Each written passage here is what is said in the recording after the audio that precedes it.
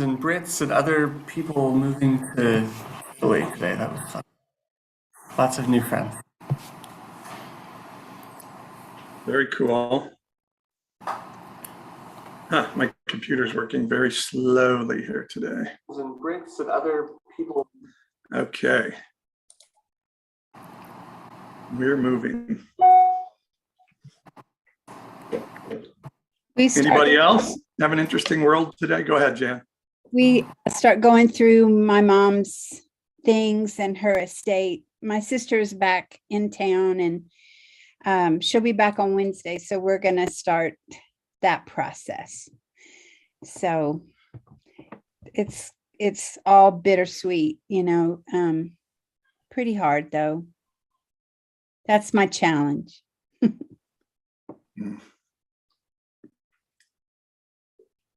Yep.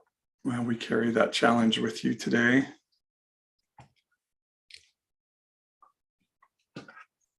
My challenge is all the technical stuff I have to do here this morning.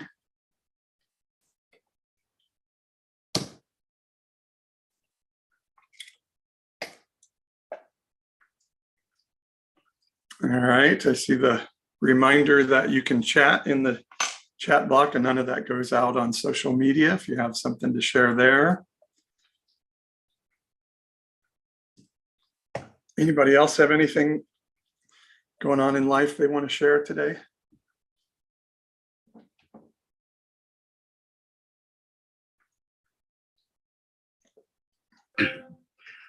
I attended. I missed last week because I was attending a Muslim friend's wedding. It was, I've prayed with my Muslim friends for many years now and spent a lot of time with them, but it's the first wedding that I've ever attended, and that was really very, very, very, very different. What was it like? Tell us about it. Well, I think, first of all, I think it wasn't necessarily Muslim as much as it was Afghan. I suspect that if you attend a wedding of people of Muslims from Afghanistan or Morocco, they're going to be completely different. But the Muslims from Afghanistan are pretty conservative. They're very conservative, and the bride doesn't even enter into the room with the men. The men were in one room, the women were downstairs in another room. And when the time came to exchange the vows, the relative, the brother and the father, had to go downstairs to confirm with the bride to be that she was in agreement with everything. And then there were discussions of the dowry to be exchanged, and then afterwards, during the reception, we all were all together downstairs. But the thing is, as an American, I look at that and go, that's it's very uncomfortable in some ways, even though I've like I say, I've prayed with them for years, and there's always a separation there between the men and women. But the idea of having a wedding with bride not even being in the same room at the same time the vows are happening was strange. But I also recognize that it's a cultural thing. We are so designed to see life through the eyes of our peers, and judge things that are different. She seemed perfectly happy with the whole situation. It wasn't like a forced wedding or anything, but it was definitely different. It was always good to see my Muslim friends because they make me laugh. Did you ever have a religious belief, James, where it would have made it difficult for you to feel okay to hang out with Muslims? Oh yeah. When I was a younger Christian, I got kicked out of a Catholic church for telling a priest that he was sending his people to hell. I was pretty fundamentalist there for a while. I had all sorts of views that I now recognize were just naive and shallow. And honestly, I really didn't know the Bible well enough to base a lot of my beliefs on. So, plus I didn't know enough about other people. I think when you a lot of the thoughts that you have, they tend to change when you meet people face to face, and it's not a cartoonish, one-dimensional view of people or issues. It does tend to change things. So how many of them did you convert to Jesus yesterday, or did you hide your light under a bushel. When I first went to pray at the mosque 6 years ago, I went in with the conviction God just wanted me there to love them, and that's always been the conviction. I've made it very clear to them. My goal is not to convert them or to be converted, and for the most part, I've never done it, and I've only had like maybe one of them that's ever pressured me. I will say on a side note that I've finished up my most everything with my current book, and I've pretty much decided that my next book is going to be I want to do a book that's on the Sermon on the Mount that's specifically for Muslims. Try to pull out as much of the theological mumbo jumbo as possible and just have Jesus's teachings. And I'd like to do it in coordination with a Muslim, have Muslim maybe being some sort of a discussion with a Muslim, because there's so much of that's there that we are completely in agreement with. I think if you were to sit a Muslim down at the foot of Jesus on the Sermon on the Mount, I think that they would agree with 100% of it. Wow. What do you guys think about that?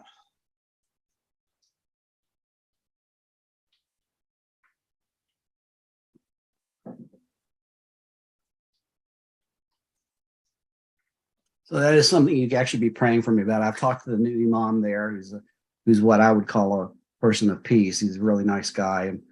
And I asked him to consider the possibility of working with me on that. But it needs to be the right person, somebody who's literary enough, to be able to write something, and where we can kind of wrestle over the wordings of things. Cool. Hey, Brenda, I see you got your hand up in the Zoom there. James, I really resonate with what you've said about when you come face to face with someone who fit that other category, that the category, the perception has to change so often. The school where I teach has students who are strong Muslim or Hindu, or you name it, we've probably got it there. And recognizing, as I have written letters for students for like college admissions and things, where you kind of get to go to another level of understanding the student and their family and so forth. It's just been really interesting to see how much, while there are definite cultural things that there is a heart across a lot of groups of people that's recognize the value of the things that we understand Jesus taught, and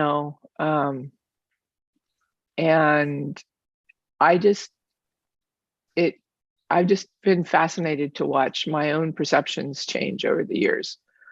So anyway, I'm really excited that you would think about do this in collaboration with a Muslim person or persons to think about the Sermon on the Mount together. I'll be very interested to see what you guys come up with. Yeah.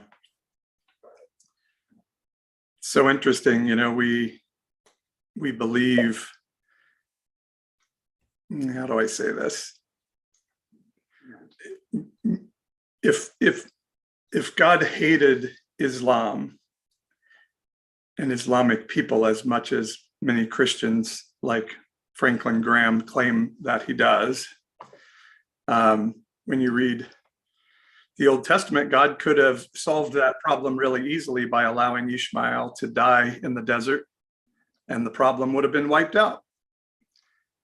Yet instead, the story is that God saved Ishmael from the really horrible racist thing that Abraham and Sarah did to him and his mother, and made great promises over Ishmael.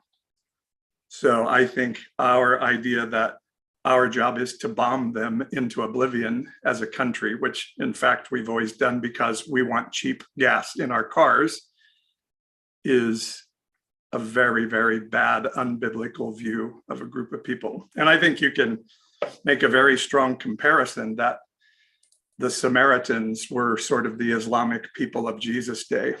and Jesus sat with them, and he didn't try to convert the, if you really read the woman at the well story, Jesus didn't try to convert the Samaritan woman. He engaged her in discussion, which was a violation of his culture in so many ways, and answered her questions, which is a very different thing than going in with an agenda to convert. Charity and Lauren, I see you guys have your hand up.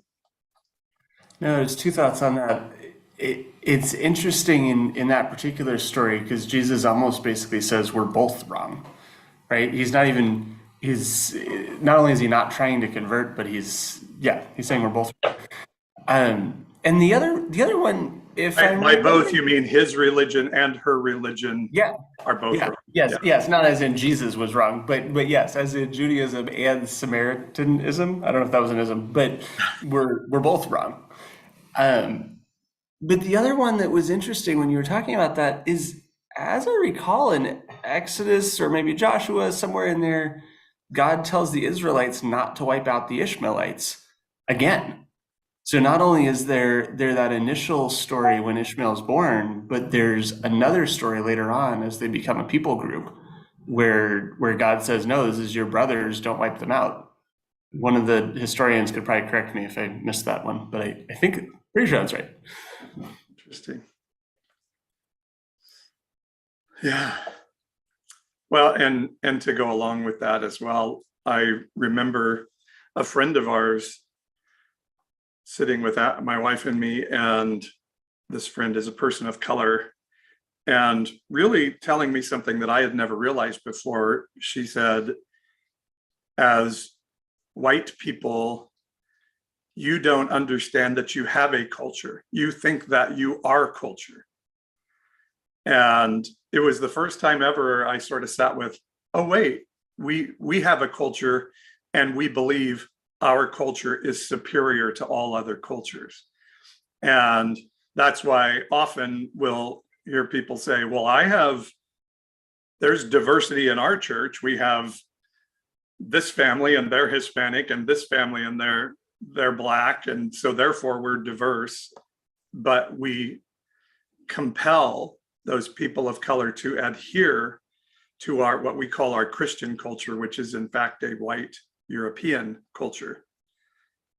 And that one really struck me.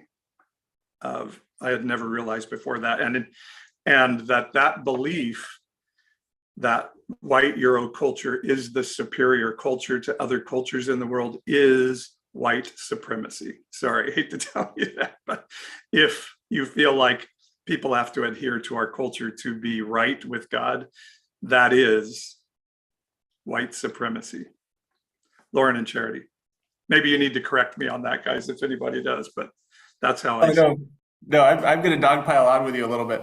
No, the one that I noticed moving overseas is linguistic supremacy, which we don't tend to think about in the US a ton, but there's this underlying belief of like, if you don't speak English perfectly, you're not as smart, or you're not as educated, or you're not as whatever, right? And now living in a country where English is not the primary language, I'm very grateful that people don't think I'm stupid because I don't speak Italian fluently. And it's been very interesting to kind of have that back in my face and going like, oh, wow, yeah, the fact that I don't speak Italian doesn't mean that I wasn't a good student, because I was just a good student in an English school, not an Italian school. And the same is true in the inverse. We have people coming into the US from all over the world that may have been top students, they may be incredibly bright, they just don't happen to speak English. Yeah. And you can really take that out to people of color that have cornrows in their hair. That would have been an impediment to employment in the past, or didn't wear a shirt and tie. You should look professional. No, what you're saying is you should look professional as we've defined it in this culture. And I think it is Christian. I think it is the message of Jesus to break down those barriers and say there is beauty and value in other cultures that don't look like ours. And Yeah. So anyway, I see a couple of hands up. I'll let you guys go. Ann and Amy. Yeah, something that just came to mind, and I remember when I was young, I would see it and it would really bother me, but I wasn't really sure what about it bothered me. Now that I'm a little bit more nuanced, I have a little more understanding of what it was. And I remember watching videos of foreign missionaries, doing work, someplace, rather remote. And I would always notice that the after videos when they're interviewing these people, they were always dressed in Western clothes, button up shirts and slacks, when they weren't wearing that before. They somehow got them to start dressing Western after they got saved. And I always used to notice that. Yeah.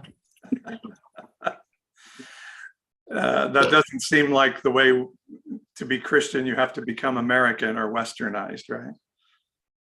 James. Yeah, I was just going to say that, my friendship with Muslims has enriched my life. I see so many people afraid of cultural incursion, or, they won't replace us. Well, I don't see anybody trying to replace me. Their involvement in life makes me a more full and content human being. I mean, my Muslim friends have challenged me to be a much better Christian. And I also think that there's, to some degree, it's got to be motivated by love in the first place. If you love people, if you are a person who's motivated by love, you're going to develop with the other. You're not going to be just, content with being with people who are just like you. That one of the main focuses of love is to reach out and to connect with people who are different. And I think also a big component of that is that it helps us to get to know God more fully, because, as much as, while I share many things in common theologically with my Muslim friends, there are many areas where we're different, but I have learned a lot more about God by being with them. So Wow. I don't think it's something that we should be threatened by. It's something that can help us. That's amazing. Thanks, James. Jan. When you mentioned Hagar and Ishmael, I always brings back something that I learned early on in my walk, is that, that she would be the definition of the rejected one.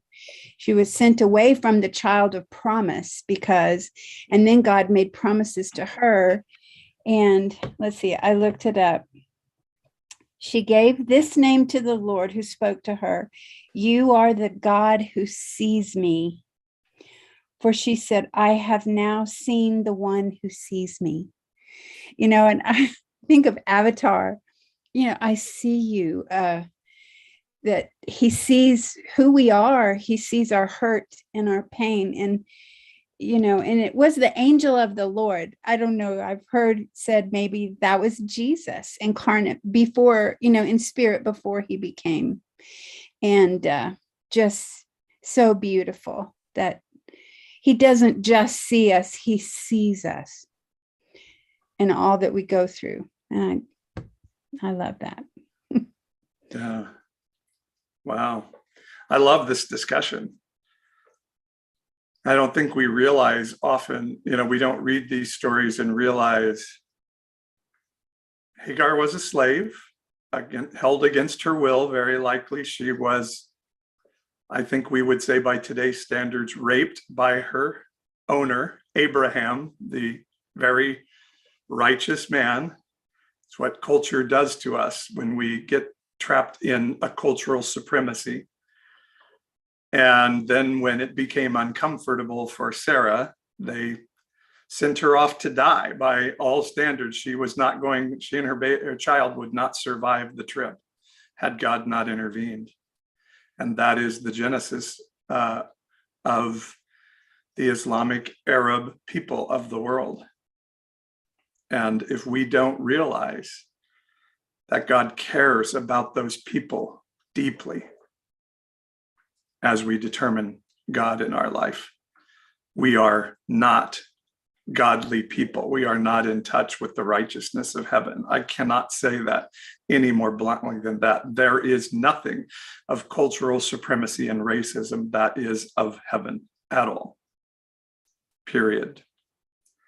And what we see, I saw one of the, well, I won't go there with that, but this idea, this replacement theory idea that I've heard voiced by some folks in elected positions in America today is an extremely unholy belief system that white people will be replaced by other cultures in America is a philosophy and belief that is very, very dark and evil. I think it's important for Americans to realize it. Sorry, I'm preaching a little bit on this now, but that, you know, how do I say this? I have a Muslim friend who, well, is Bob's friend, and you know, he said before 9/11, he was, you know, people would call him terrible names like camel jockey and, you know, things like that. Then after 9/11, all of a sudden he was a terrorist and was forced by our culture, and particularly our Christian culture, to denounce the terrorists who performed the 9/11 acts. And those acts were terrorism and were horrible acts. But I think as Americans, we tend to believe that those actions happened because we're so good and we're Christian and these people just hate Christianity. But the truth is, we have proven to our Middle Eastern and Islamic and Arab fellow humans that at times we can be really terrible people and really selfish. And they have no other choice sometimes other than to find ways to try to express their dissatisfaction with that. I want to share a little bit more on this, but Brenda, I see you have your hand raised, so go ahead, Brenda. Just something short. In talking about, you know, what the U.S. is and our culture, I grew up with the phrase, "We are a melting pot." But if you reflect on that, we were not a melting pot unless it was a European culture that was being melted together with other European cultures. All the while, you know, the native peoples of this land were pushed out in a way or forced into becoming the primary culture. And I'm not going to say that nobody voluntarily did that, but the trend was toward, you will become European in your culture, or I should say the imported version of European that became American. We're happy to talk about cultural heritages from all over Europe growing up, but you didn't tend to hear it celebrated that people came from Africa or the Middle East or even South America or Central America. You know, anyway, melting pot, no. We were only those who already started out closer in our culture were melted in, if you will. Yeah. And even then, not completely, because gosh, my Norwegian heritage grandfather, you know, pure blood, because he was like second generation American, had to learn German to court my German heritage grandmother. He couldn't marry her unless he could speak some German. I heard more German out of my grandfather than I did Norwegian. So anyway. Yeah, and I've heard in our family history, as we came from Germany, that there was a patriarch in our family who said he disallowed the speaking of German in the household. He said, we have to be American, we have to speak English to make our way.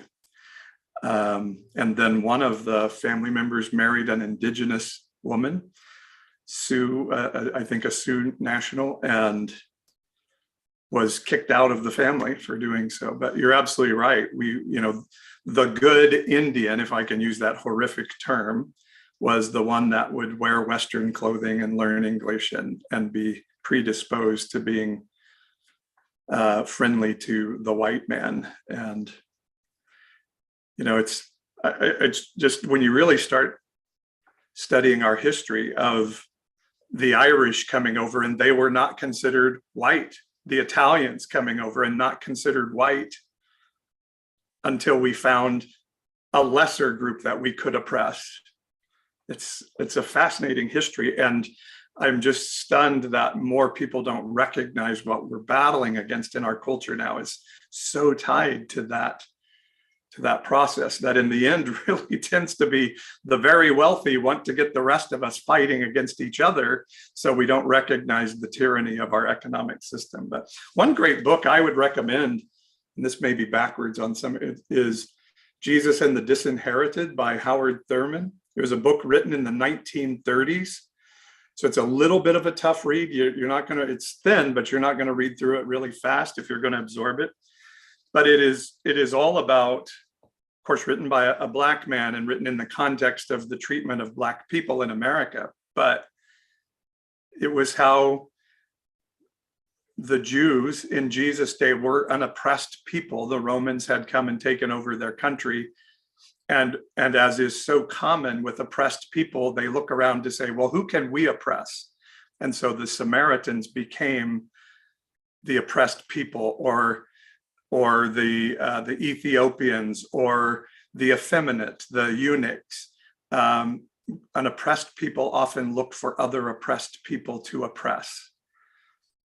And for us, it may be trans people or the LGBTQ plus community, as we're seeing so much of right now in our politics, or those people of color coming across the border, or you name it. We'll find somebody. When I was growing up in the Assemblies of God Church, it was the Baptist or the Methodist, or we'll find somebody to say our goodness is based on being better than them. And it's interesting that now there are some people, and I heard Lance Wallnau, if you know who Lance Wallnau is, the other day, espousing Christian nationalism as I'm no longer going to say it's a bad term. One verse in the Bible that I always use on this is in Luke chapter 11, this really interesting passage that jumped out for me one day, and it follows up the resurrection of Lazarus, and all of a sudden Jesus' popularity is skyrocketing because Lazarus is walking around alive. And it's a really interesting passage here that says, many of the Jews, therefore, who had come with Mary had seen what Jesus did and believed in Jesus, but some of them went to the religious leaders and told them what Jesus had done. So they bring this council together and say, what are we to do? For this man performs many signs, miracles. But if we let him go on like this, everyone will believe in him, and the Romans will come and take away both our place and our nation. And other translations will take away our temple and our country. But one of them, Caiaphas, who was high priest that year, said to them, you know nothing at all, nor do you understand that it is better for you that one man should die for the people, not that the whole nation should perish. And I find this passage really interesting because, to me, I say the people that Jesus called whitewashed tombs and said, your father is Satan, and all of those horrible things, were religious nationalists. They believed their country would be saved by their race and religion being in charge of the country.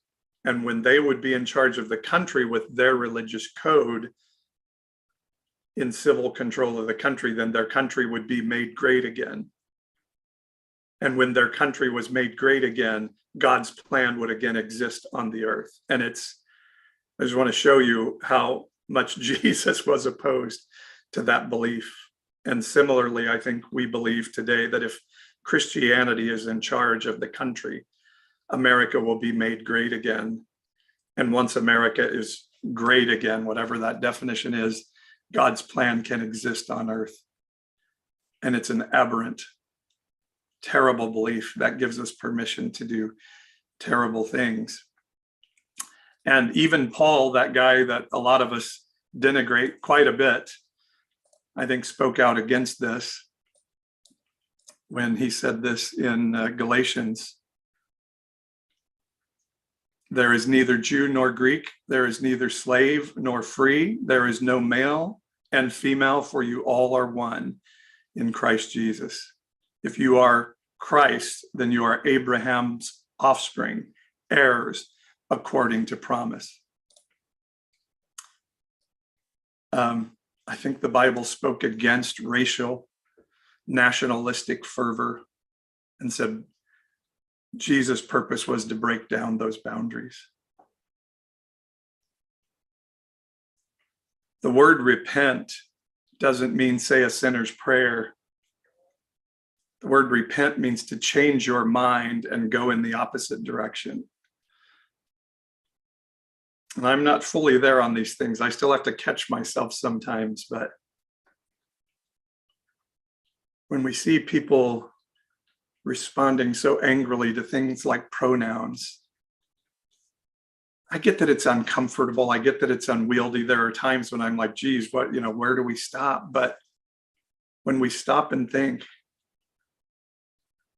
what does it cost me to see somebody else, to let them know that I see them and affirm who they are? Why would I get angry about that? What's in my heart that makes me say, no, my way of seeing things is the right way? And when we really think about what right way means, it means the way that I've always known it to be and doesn't make me uncomfortable. So I'm not saying all of those things are right or wrong, and sometimes we get things off and this, that, but I think as long as we love God, love our neighbor as ourselves, that says, I want to affirm and see you as you ask me to affirm and see you.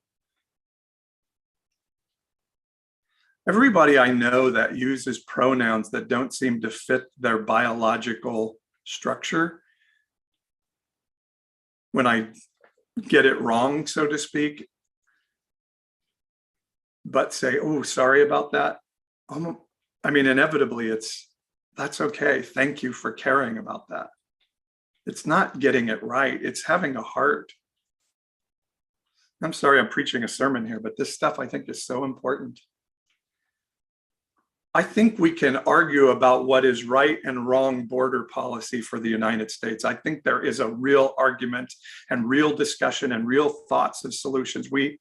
Yes, bad people come across the border, but if our heart is to say, we just want to treat people of color coming across the border viciously and poorly so that maybe it will discourage them from those people from coming anymore, then we're not going to find a solution because our hearts are dark towards the subject. And if we would say people who were born to undocumented people need to be treated poorly and sent back to a country they've never lived in their life, there's something wrong with us. I can't say it any more than that.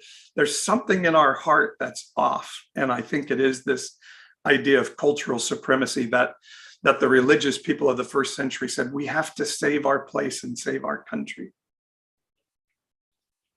All right, I'll stop preaching. Does anybody want to share any thoughts?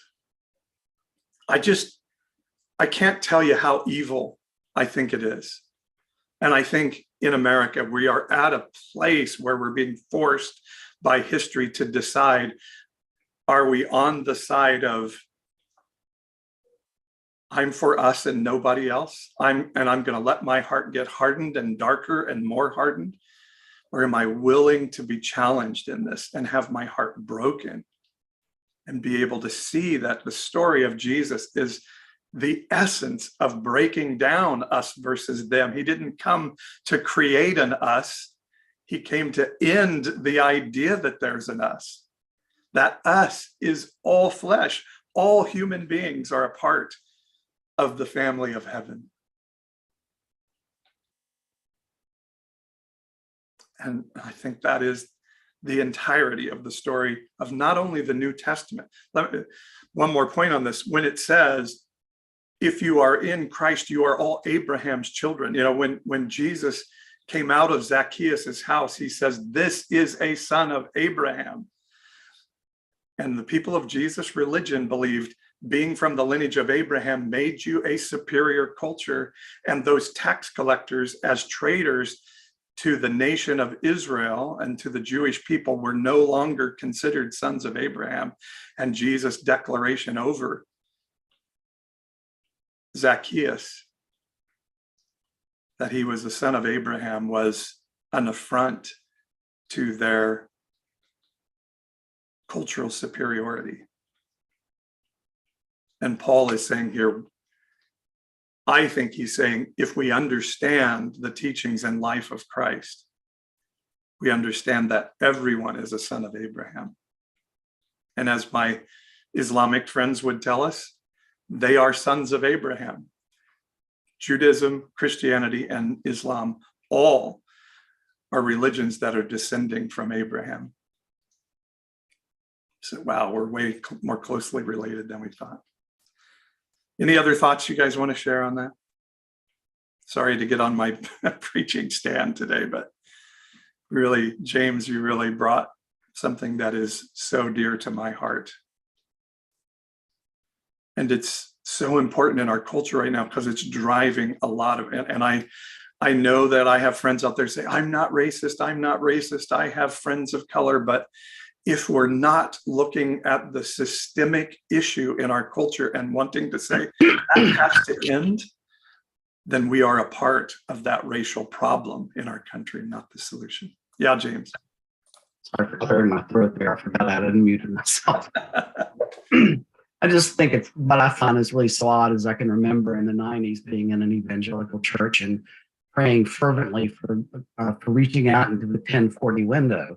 You know, God help us to be able to have an impact on the 1040 window, all these nations which haven't heard about Jesus. And then God answers our prayer by sending many of those people right here to us. And those same people now are, stop sending these people to us, send us the good people. You know, it just really shows that, you know, the hypocrisy and the lack of honesty about we really want to spread the message of Jesus. Or is it something else we want to spread? Wow. And remember when we had a president saying, why can't we bring people over from the good countries and not the shithole ones? God cannot be pleased.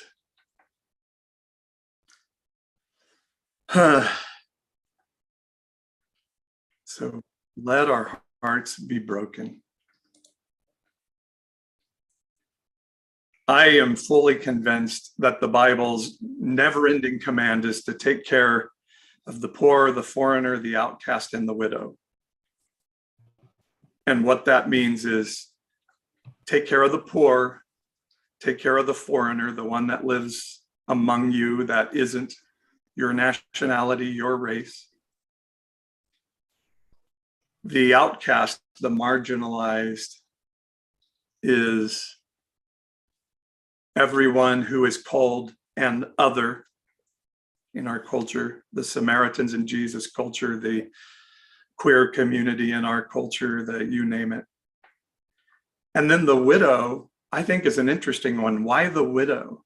What does the widow mean? And the point of the widow was that once her husband was dead, and if she didn't have sons to take care of her, the widow had zero value in the culture and zero ability to engage in the economic structure of the country. So she was destitute and could only beg or turn to prostitution or something like that to survive. And the command is take care of those who don't have access to the economic structure of the society. And I think today that word widow means everybody who is economically disadvantaged by the system. That if we're just handing out food on the street corner to a homeless guy, we're not meeting the command of the Bible to take care of the poor, the foreigner, the outcast, and the widow. having a backpack drive and passing out food on Thanksgiving isn't it. It's much bigger. All right, I'll stop preaching. But as we go to our communion time today, I want my heart to be broken by anything in me that says my culture outranks another.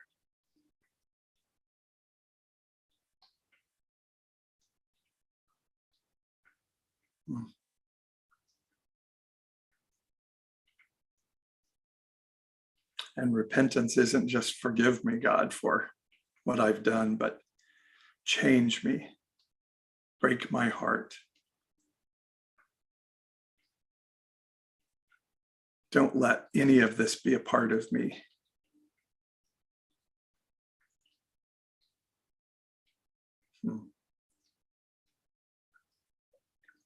Show us steps we can take to sit with the other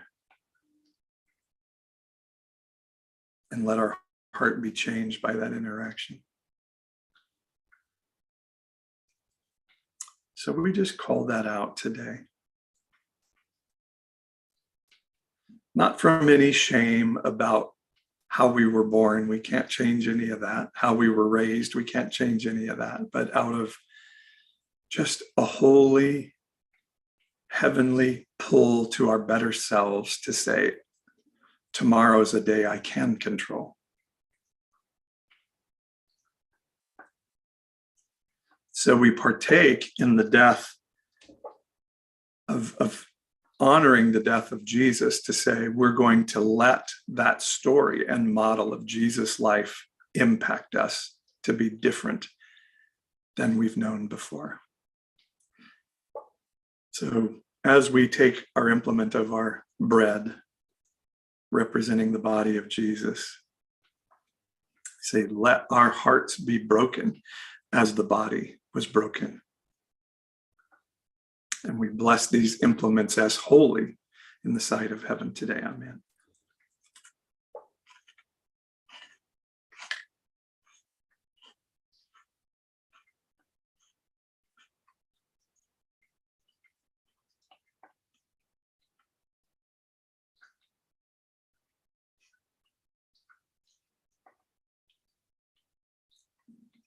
Yeah, I'm just letting myself feel that pain, feel the feelings around.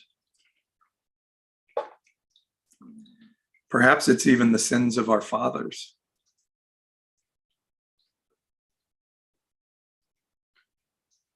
And again, it's not a shame and guilt around our heritage. It is an understanding of the pain, not only of those who were oppressed, but oppression is damaging to the oppressor.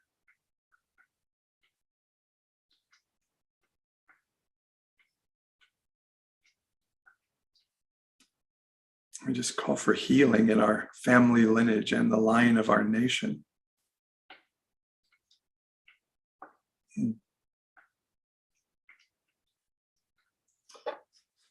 So we take our wine, our representation of the blood, of the symbol of life. We say, let life come into this discussion for us.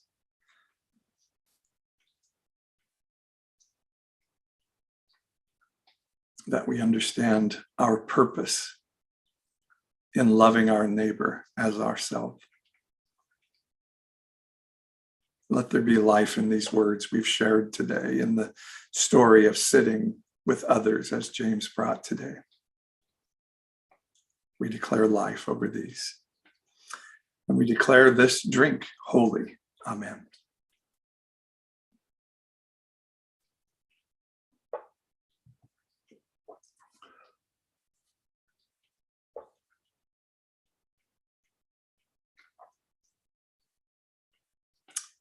Anybody want to share any thoughts out of all of that? Anything touch your heart?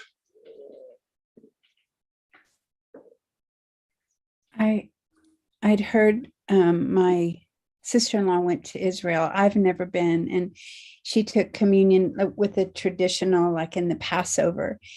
And he said that Jesus in the Passover meal would have lifted the wine and the bread and said, to the God of the universe. And it just struck me, we have him so small, so white, so European. He is the God of the universe, all universal, all people, loved. And it just, I don't know, it just struck me. Beautiful.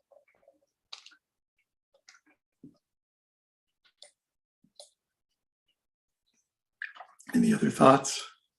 Just jump in and say something if you have something to share.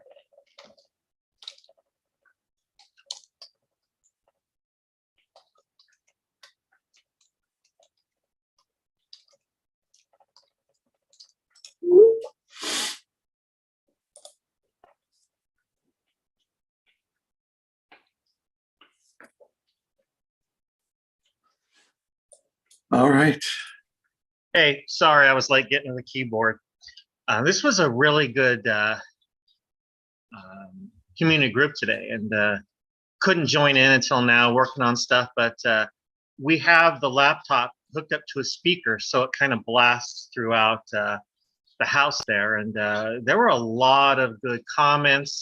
There was some good stuff pouring out of you, Paul. Really enjoying it, and it made me think of something. And how dare you, Paul, make me think of something? I did not give you permission to do that.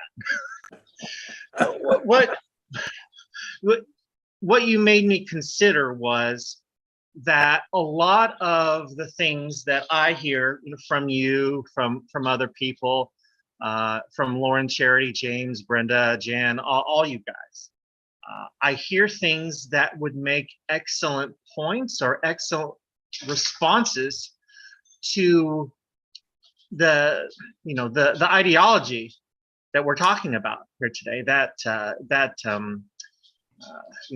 Pharisee ideology against Jesus, and a lot of the great points you made. I think those are great responses, but I don't know if anybody else feels this way, but I'm kind of worn out as far as bringing conversations into fruition that don't seem to matter. So what I was wondering is, I hate to walk away from those opportunities, the few and far between ones I have, and I'd like to have some of those responses ready. I don't want to minimize them by saying they would make great cue cards, but I can't word things as well as you guys do, and I can't promote those ideas as awesomely as you guys package them. So I wanted to know what you, Paul, or what anybody else thought about, writing some of these down in the language that perfectly resonates with us, and then just post them when we see that, that hateful, mean judging post we want to respond to. Is that a little weird, or does that kind of make sense?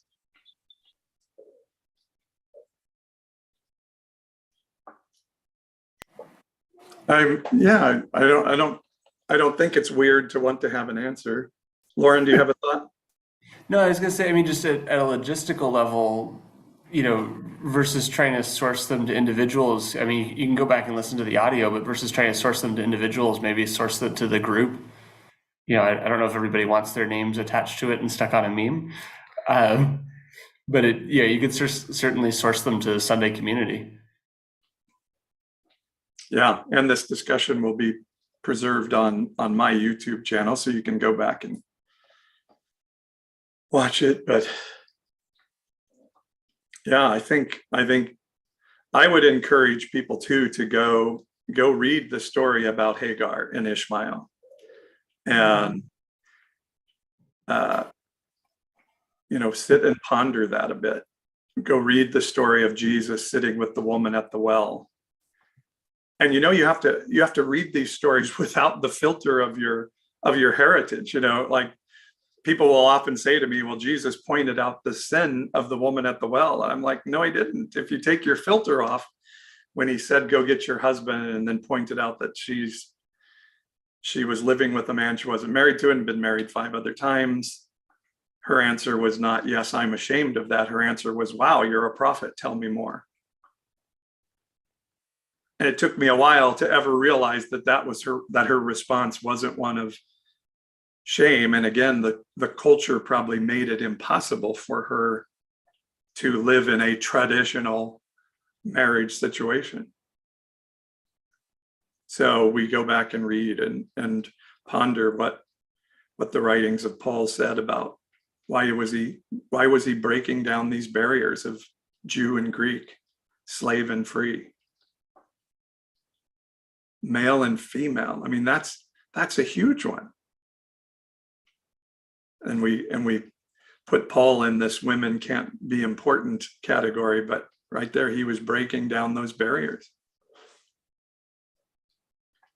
I don't know, that all intrigues me. So yeah, I don't know, Brian. I don't know if we write something up and it's available in a blog and then people can source it, but just also do those ponderings in your heart. And I can't emphasize enough, as James brought this, that sitting with people who are different than us and learning their story, nothing is more valuable than that. When all of a sudden that other person becomes a real human being sitting on the other side of the table, things change. Yeah, sorry, I know you do all that, Brian. I do agree with that. I think that in order to get somebody to sit down and talk with you, that's the hard part, is because there has to be a mutual understanding that the person that you're willing to meet with, if you're willing to meet with at all, is equal to you, equal in value, equal in love by Jesus, just equal. And in this culture, that's not the case. That's part of the conflict, is that we are good, they are bad. That's that, end of story. So I find this very helpful. I do want these cue card responses, so to speak, not to change anyone's mind, but just to throw a perspective in a way that is worded that it might plant a seed that would be worded better in whatever I could say. So I do like your suggestion, Lauren, about referencing the group. But yeah, I don't want to just completely just walk away from conversations, even if I get one chance to post something before I'm descended upon. And I think most of us have been there. Just something helpful, and I think that a lot of the stuff I hear is very helpful. Yeah. And I think, again, with the woman at the well story, like Jesus engaged her at a time when it would have been culturally unacceptable. So maybe that's a good example for us of when we get around someone who is different than us, we just engage them as in cultural engagement. Yeah, it's interesting. And we definitely are going to have to make them feel safe because our culture has not put them in a safe place. Yeah, well, good stuff, guys. Let's go to our community time. Thank you all for sharing. Thank you, James, for bringing this topic today. I thought it was a beautiful discussion. I hope I didn't overpreach, but I enjoyed our discussion a lot. Okay, D'Amico's, go for it. Great. So one little bit of scheduling before folks jump off who aren't going to be able to stay on. So we've been doing discussion groups. I keep hearing positive feedback on that, so we are going to keep doing those, but won't for just the next couple weeks. So we'll have Bob and Paul the next 2 weeks, and then middle November we're having a discussion Sunday, and then I'm super excited. Our Amy is going to be sharing with us the 20th of November, right before Thanksgiving. Amy, I can't remember if this was your wording or mine when I wrote up the calendar, but reorienting from literal inerrancy, or something to that effect. And then we're gonna have Thanksgiving week off, so enjoy time with family or friends or whatever that looks like. And then in December we'll have Paul sharing again, another discussion Sunday. and then a friend and former colleague of mine who's going to be doing how to study the Bible from an ancient Eastern perspective. He's a pastor and historian, all those fun things. So that is, and then we'll have the last 2 Sundays of the year off. Well, I guess one of them is New Year's, but yeah, so we'll have Christmas and New Year's off because they're both landing on Sundays this year. And maybe we can put that schedule on the Sunday community page and Facebook. And I'm excited to hear Amy's topic, because I actually was going to talk about inerrancy today and how we look at the Bible before I think we hit this better subject. But I'm glad I didn't make it something repetitive. So now we can hear Amy talk about it instead. That's awesome. So yeah, and for those who are watching the live, the weeks that we're having discussions, so November 13th and December 11th, we will not be online, will not be on TikTok, will not be on YouTube or anywhere else. So if you want to join us those weeks, join us on the Zoom. There's a link on sundaycommunity.com. And with that, I will open breakout rooms. So like we've been doing, I'm just going to have 3 rooms open. Feel free to go where you'd like and hang out with folks. Have a great week.